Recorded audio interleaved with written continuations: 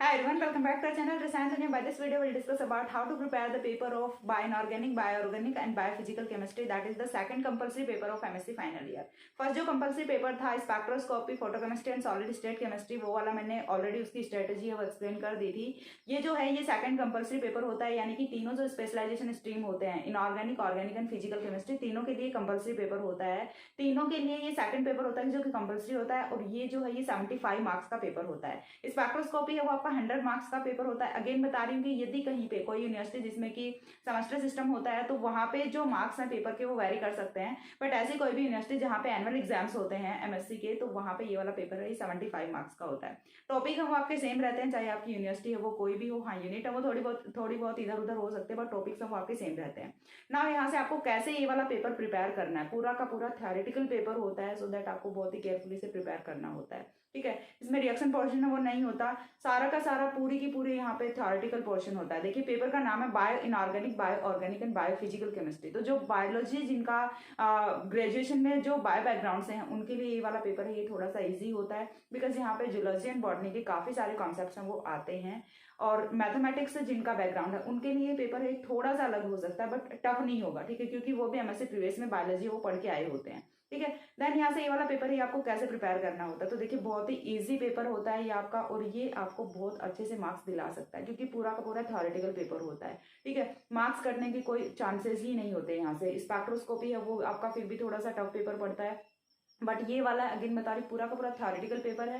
And इसमें जो आपने जूलॉजी एंड बॉटनी जो आपने बीएससी में पढ़ी होती है उसी के बहुत सारे एस्पेक्ट्स हैं वो आ रहे होते हैं ना। आपको प्रिपेयर कैसे करना है, तो सबसे पहली चीज इसमें आपको तीन पार्ट्स हैं वो होते हैं पेपर के। First one is bio inorganic chemistry, second one is bio organic chemistry and third one is bio physical chemistry. So ना यहाँ से देखिए 5 यूनिट्स होती है पेपर में, कौन सी बायो इनऑर्गेनिक की होती है, कौन सी बायो ऑर्गेनिक की होती है, कौन सी बायो फिजिकल की होती है। फर्स्ट ऑफ ऑल तो मैं ये डिस्कस कर देती हूँ यहाँ से। तो ये जो फर्स्ट यूनिट होती है ये किसकी होती है, बायो इनऑर्गेनिक केमिस्ट्री की होती है। बायो इनऑर्गेनिक केमिस्ट्री की ओनली एक ही यूनिट होती है जो कि आपकी फर्स्ट यूनिट है।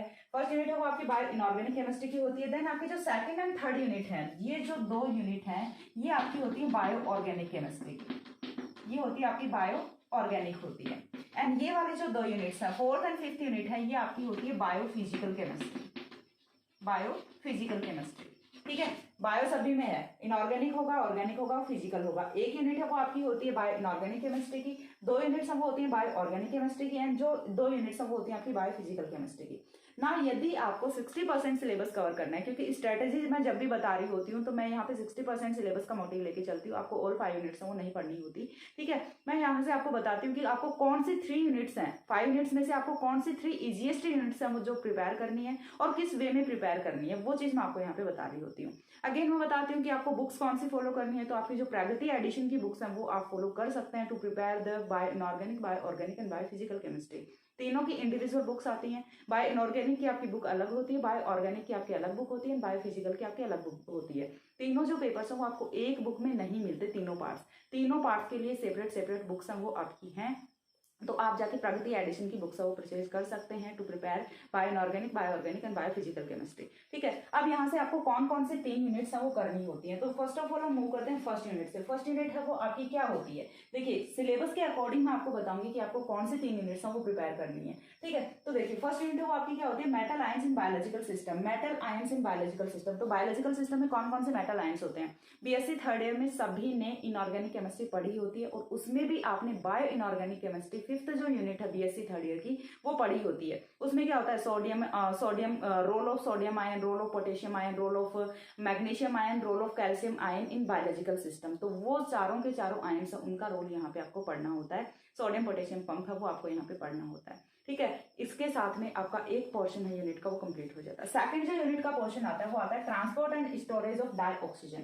Transport and storage of dioxygen, dioxygen क्या होता है, O2 मॉलिक्यूल। O2 मॉलिक्यूल का ट्रांसपोर्ट एंड स्टोरेज वो कहाँ से होता है, तो देखिए जब भी O2 ट्रांसपोर्ट एंड स्टोरेज की बात आती है तो बात किसकी आती है, हीमोग्लोबिन एंड मायोग्लोबिन की। तो यहाँ पे आपको अबाउट पढ़ना होता है haemoglobin and myoglobin. Haemoglobin myoglobin की स्ट्रक्चर्स पढ़नी होती है आपको। ठीक है, उनका फंक्शंस क्या होता है वो आपको पढ़ना होता है, ये आपको पढ़ना होता है सेकंड पोर्शन में। ठीक है, यूनिट है उसके 4 पार्ट्स होते हैं, यूनिट के 4 पार्ट्स होते हैं। यदि आपका सेमेस्टर सिस्टम नहीं होता, एनुअल एग्जाम्स होती हैं, तो एक यूनिट में से 2 क्वेश्चन है वो पूछे जाते हैं, जिसमें से आपको कोई एक अटेम्प्ट करना होता है। ठीक है, इसमें से आपको कोई एक क्वेश्चन है वो अटेम्प्ट करना होता है। यदि आपको दोनों क्वेश्चन अटेम्प्ट करने हैं या फिर कहीं पे सेपरेट पेपर्स हो रहे तो उसका मैं सॉल्यूशन बताऊंगी।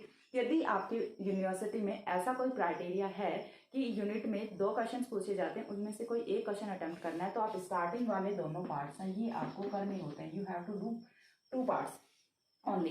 ठीक है, आपको सिर्फ ये वाले 2 पार्ट्स करने हैं, metal ions in biological system and transport and storage of dioxygen. बहुत ही इजी सा, बहुत ही छोटा सा पार्ट होता है, मैक्स टू मैक्स 15 पेजेस तक जाते हैं दोनों पार्ट्स, और 15 पेजेस में आपकी एक यूनिट वो प्रिपेयर हो जाती है। यानी कि विद इन 1 डे, एक दिन में आप 15 पेजेस हैं वो आराम से कर सकते हैं, इनमें 2-3 बार रिवाइज भी कर सकते हैं। तो एक दिन में आपकी एक यूनिट वो प्रिपेयर हो जाती है बाय इनऑर्गेनिक वाली। ठीक है, देन मूव करते हैं सेकंड पार्ट पे। सेकंड पार्ट है वो आपका होता है इलेक्ट्रॉन ट्रांसफर इन बायोलॉजी। तो इलेक्ट्रॉन ट्रांसफर की जब भी कभी बात आती है तो यहाँ पे हम बात कर रहे होते हैं अबाउट साइटोक्रोम्स। ठीक है, साइटोक्रोम्स के बारे में भी आपने पढ़ा होता है। ठीक है, अब यहाँ पे कौन कौन से अलग अलग सिस्टम्स होते हैं, कौन कौन से अलग अलग बायोलॉजिकल सिस्टम्स होते हैं, लाइक मैमल्स में कैसे इलेक्ट्रॉन ट्रांसपोर्ट होता है, प्लांट्स में कैसे होता है, एनिमल्स में कैसे होता है। ठीक है, जैन जो एरोबिक एनिमल्स होते हैं यानी कि जो वाटर में प्रेजेंट होते हैं उनमें कैसे इलेक्ट्रॉन ट्रांसपोर्ट होता है। तो सभी का जो लिविंग ऑर्गेनिज्म होता है उनमें इलेक्ट्रॉन ट्रांसपोर्ट है वो कैसे होता है, वो चीज यहाँ पे हमें स्टडी करनी होती है।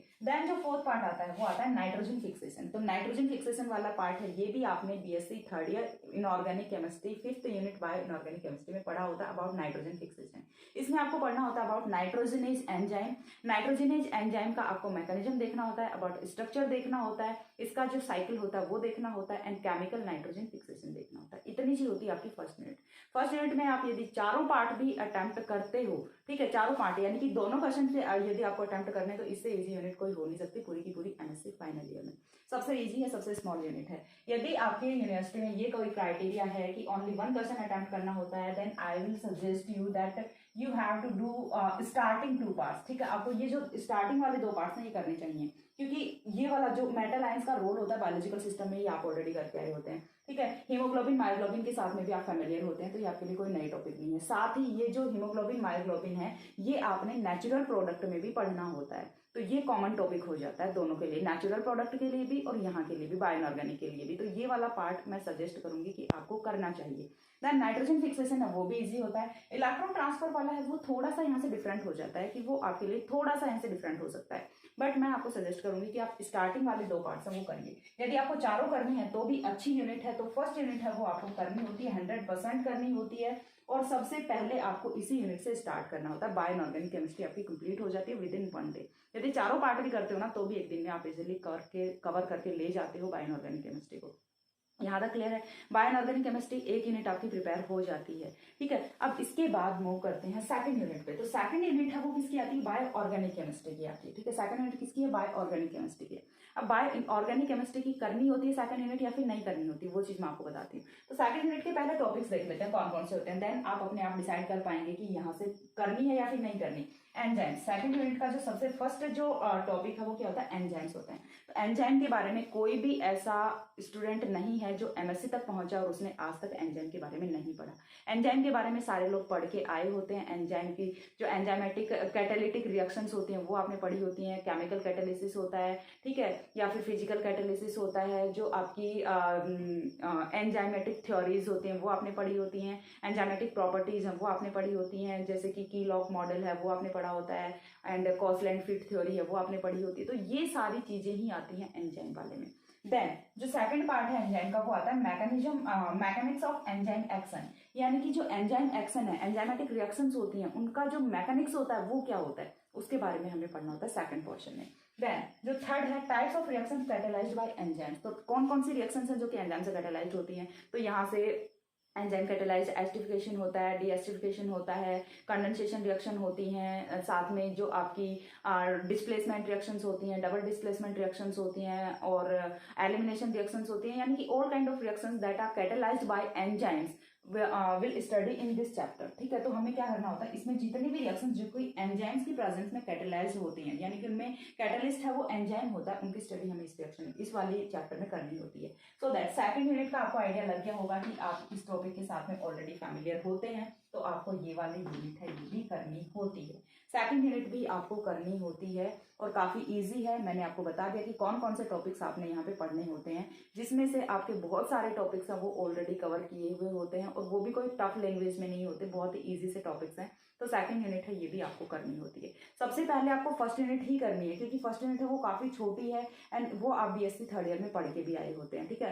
बीएससी थर्ड ईयर की केमिस्ट्री में ही पढ़ के आए होते हैं, इसीलिए मैं बोल रही हूँ। बाकी वो आपने बायोलॉजी में लाइक जूलॉजी या फिर बॉटनी में आपने पढ़ा होता है about enzymes, mechanics of enzymes, ठीक है। ये सारी चीजें आपने पढ़ी होती हैं जूलॉजी एंड बॉटनी में। तो सेकंड यूनिट है वो भी आपको करनी होती है। 2 यूनिट्स आपकी हो गई। अब बच गई 3 यूनिट्स, उनमें से कौन सी एक यूनिट करनी है, तो वो यूनिट है वो भी आपको बायो ऑर्गेनिक केमिस्ट्री की ही करनी होती है, यानी कि थर्ड यूनिट। थर्ड यूनिट में आपको क्या करना है, अबाउट को enzyme chemistry and enzyme models. Enzyme models में आपको क्या करना होता है, जो मेटल क्लस्टर्स होते हैं, ठीक है, क्राउन ईथर कॉम्प्लेक्सेस होते हैं एंड कुछ एंजाइमेटिक थ्योरीज होती हैं, ये सारी चीज़ें आपको करनी होती हैं। जो आपके एंजाइम मॉडल्स होते हैं, को एंजाइम केमिस्ट्री, यानी कि यहाँ पे आपको लाइक जो NAD हो गया, NAD प्लस हो गया, NADPH हो गया, ये वाले जो आयंस होते हैं इनकी केमिस्ट्री है वो आपको करनी होती है। हाइड्रोलिसिस ऑफ ATP मॉलिक्यूल्स है, वो सारी चीज़ें करनी होती है। कॉम्बिनेशन ऑफ ADP है वो करना होता है। तो ये वाले जो टॉपिक्स हैं, यानी कि ये भी अगेन आपका जूलॉजी एंड बॉटनी वाला ही पोर्शन आता है, जो कि आपका ऑलरेडी पढ़ा हुआ होता है बीएससी में, ये आपको करना होता है थर्ड यूनिट में, ठीक है। थर्ड यूनिट आपकी होती है को enzyme chemistry and enzyme models. तो थर्ड यूनिट है वो आपकी कवर हो जाती है। देन सबसे पहली चीज तो यहाँ से अपना काम है वो खत्म हो जाता है, लेकिन हम आगे वाली 2 यूनिट्स पे भी मूव करेंगे कि उसमें आपको क्या क्या पढ़ना होता है। यदि आपको वो वाली यूनिट्स पसंद आती है देन आप वो कर सकते हैं। सो फर्स्ट ऑफ ऑल आपको स्टार्ट करना है with first unit. First unit में आपको फर्स्ट पोर्शन है वो सबसे पहले करना होता है, then second portion, then third भी कर लो, फोर्थ भी कर लो, एज योर विश। यदि आपका कंप्लीट सिलेबस पूछा जाता है देन आप पूरी यूनिट है वो कर सकते हैं, ठीक है। तो आपका फर्स्ट यूनिट है वो कंप्लीट हो जाती है। देन मूव करते हैं सेकंड यूनिट पे। तो सेकंड यूनिट में देखिए 3 पोर्शंस हैं। तो यदि आपका अगेन वही क्राइटेरिया रखा जाता है, यदि एक यूनिट से 2 क्वेश्चन आते हैं, आपको एक अटेम्प्ट करना होता है, तो आप ऊपर वाले 2 पार्ट कर लीजिए, ठीक है। एंजाइम्स कर लीजिए, मैकेनिक्स ऑफ एंजाइम एक्शन कर लीजिए, ऊपर वाले 2 पार्ट्स कर लीजिए, तीसरा छोड़ दीजिए, क्योंकि एक क्वेश्चन है वो ऊपर वाले 2 पार्ट से पूछा जाता है, एक क्वेश्चन है वो नीचे वाले 2 पार्ट से पूछा जाता है, ठीक है। तो आप ऊपर वाले 2 पार्ट्स कर लीजिए, सो दैट आपका एक क्वेश्चन है वो इजिली अटेम्प्ट हो जाएगा, ठीक है। यदि आपको मार्क्स बनाने हैं, यदि आपको कॉन्सेप्ट्स क्लियर करने हैं, देन तीनों पार्ट्स पढ़िए। देन मूव करते हैं थर्ड यूनिट पे। तो थर्ड यूनिट के अगेन 2 पार्ट्स हैं, को एंजाइम केमिस्ट्री, एंजाइम मॉडल्स हैं। तो आप को एंजाइम केमिस्ट्री कर सकते हैं, आप एंजाइम मॉडल्स कर सकते हैं, डिपेंड्स ऑन यू कि आपको कौन सा करना है, लेकिन आप एक पार्ट कोई भी इसमें से अटेम्प्ट कर सकते हैं। चीज समझ आ गई। अगेन बता रही हूँ, यदि आपका सेमेस्टर सिस्टम नहीं है तो फिर आपको अपने हिसाब से प्रिपेयर करना है। यदि आपका सेमेस्टर सिस्टम है,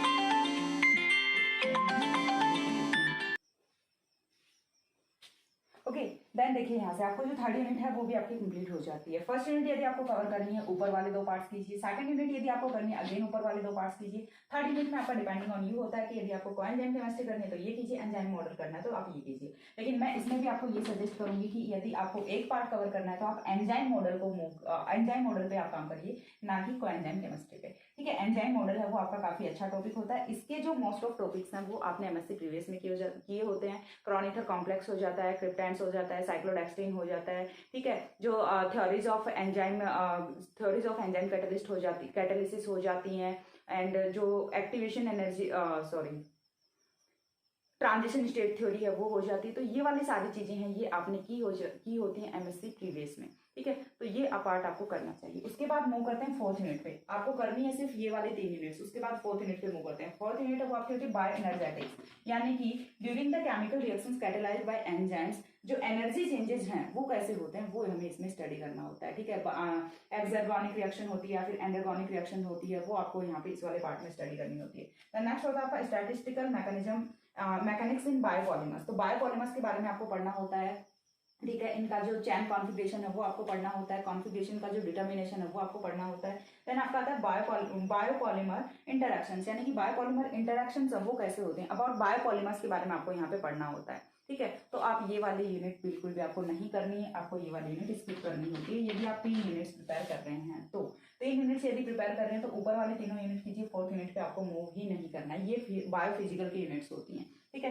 देन यहाँ से, और वैसे भी हमारा तो स्पेशलाइजेशन ऑर्गेनिक ही है तो हम ऑर्गेनिक वाली ही यूनिट करेंगे ये, तो आप यहाँ से कॉमन सा दिमाग लगा सकते हैं। बट फिर भी यदि किसी के फिजिकल के कॉन्सेप्ट अच्छे हैं तो वो फिजिकल वाली भी कर सकते हैं, लेकिन इनमें कहीं कोई फिजिकल केमिस्ट्री वो बहुत ज़्यादा आती नहीं है, सारा का सारा थ्योरेटिकल पोर्शन ही होता है, क्योंकि हम यहाँ पे बायो ऑर्गेनिक की बात कर रहे होते हैं, लेकिन ऑर्गेनिक जैसा कुछ आता नहीं है। यहाँ पे पूरा का पूरा थ्योरेटिकल पोर्शन है, कुछ भी ऑर्गेनिक केमिस्ट्री की रिएक्शंस वगैरह जैसा कुछ नहीं आता है, ठीक है। देन देन बायोफिजिकल की यूनिट है वो आपको यहाँ से ड्रॉप करनी होती है। देन वो करते हैं 5th यूनिट पे, thermodynamics of biopolymer solution.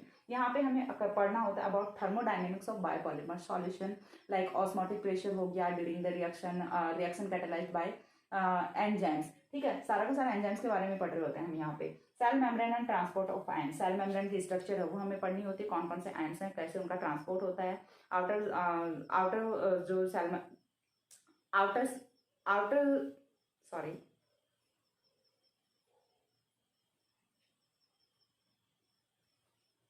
Cytoplasm में और जो न्यूक्लियोप्लाज्म होता है उसमें कैसे जो सेल मेम्ब्रेन से आयंस का ट्रांसपोर्ट है वो हो रहा होता है, ये चीजें हमें यहाँ पे करनी होती हैं। ठीक है, तो ये वाली यूनिट है ये भी आपको ड्रॉप करनी होती है, because we have specialisation in bio organic chemistry. Biophysical वाले हैं तो वो ये वाली दोनों यूनिट्स कर सकते हैं, उनके लिए ये दोनों यूनिट्स हैं ये इजी होंगी। और बायो इनऑर्गेनिक वालों के लिए कोई ऑप्शन नहीं है। बायो इनऑर्गेनिक वालों के लिए एक यूनिट तो ये बनी है, बाकी जो दो हैं उनमें से मैं उन्हें सजेस्ट करूंगी कि उन्हें करनी चाहिए 2nd और 3rd यूनिट। हे भगवान, हाय राम,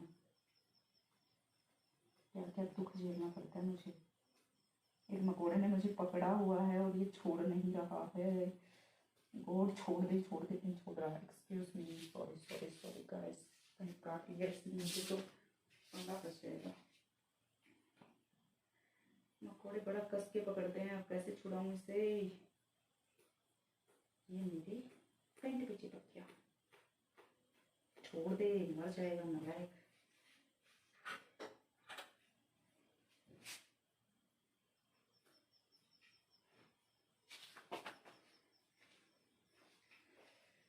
सॉरी गाइस, मुझे जल्दी करके कंप्लीट करना पड़ेगा क्योंकि जो फर्स्ट पे लाइट है उसके पास में इतने भयंकर मकोड़े आते हैं। देखिए मेरे रोंगटे खड़े हुए। वैसे भी मुझे मकोड़े से बहुत डर लगता है, मैं मकोड़े मारती भी बहुत हूँ।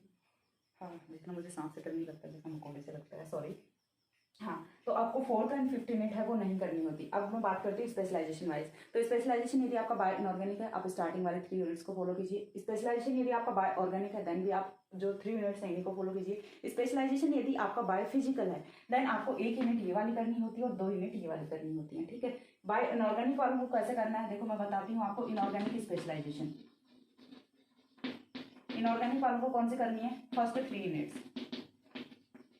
ठीक है, फर्स्ट 3 यूनिट्स। ऑर्गेनिक वालों को यही करनी होती है। ठीक है, सेम फिजिकल वालों को, फिजिकल जिनका स्पेशलाइजेशन है उन्हें चेंज करना होता है, उन्हें करनी होती है 1st 4th and 5th। 1st 4th and 5th ये यूनिट्स हैं, उन्हें कवर करनी होती हैं। तो ये हो जाता है आपका 2nd पेपर तैयार। और इसमें आई थिंक आपको कहीं कोई प्रॉब्लम नहीं होगी। अगेन बोल रही हूँ, नोट्स नहीं मिलेंगे, पेपर है वो अभी स्टार्ट भी नहीं होगा। मैं सिर्फ स्ट्रैटेजी बताई है मैंने यहाँ से कि आप इस टाइप से प्रिपेयर कर सकते हैं, आप ये 3 यूनिट्स हैं कर सकते हैं। सिलेबस मैंने आपको थोड़ा बता दिया, आपको सुन के थोड़ा अच्छा लगा होगा। देन आप यहाँ से स्टार्ट कर सकते हैं कि चलो कुछ कुछ टॉपिक्स है वो फैमिलियर हैं तो हम शुरू कर सकते हैं। तो हाँ, आप ऑब्वियस सी बात है शुरू कर सकते हैं और यही टाइम है करेक्ट शुरू करने के लिए। और आपने कर भी दिया तो और भी अच्छी बात है, लेकिन आई होप कि ये स्ट्रेटजी आपके अच्छे से काम आएगी। एंड हाँ, दूसरी चीज़ कि मैं आज बिना माइक की वीडियो बना रही हूँ तो मुझे भी ये काफ़ी अजीब लग रहा है क्योंकि मैंने बिना माइक के आज तक कभी कोई वीडियो बनाया नहीं है। लेकिन मेरा माइक जो है वो चार्जिंग पे नहीं लग रहा, पता नहीं उसका ओरिजिनल चार्जर कहीं पे छूट गया है मेरा और लोकल चार्जर से वो चार्जिंग पे नहीं लग रहा। सो दैट वॉट दिस है। सो वॉइस में यदि कोई प्रॉब्लम है, धीरे सुन रही है तो अपना ईयरफोन वगैरह लगा के मैनेज करें प्लीज़, जब तक मैं थोड़ा दूसरा माइक अरेंज करती हूँ। क्योंकि यदि मैं ऑनलाइन ऑर्डर भी करूँगी तो मैं ऐसी जगह पे हूँ कि वो ऑर्डर आने में भी मेरे को 10-15 दिन तो मतलब आराम से लग जाएंगे ऑर्डर आने में भी। ठीक है, वो डिलीवर करेंगे तब तक 10-15 दिन का टाइम तो लग ही जाएगा। तब तक मैं करती हूँ कोई जुगाड़, तब तक मैनेज करना पड़ेगा आपको। और आज के वीडियो में इतना ही, नेक्स्ट मिलते हैं दूसरे वीडियो में, तब तक के लिए सी या, have a good day, thanks for watching.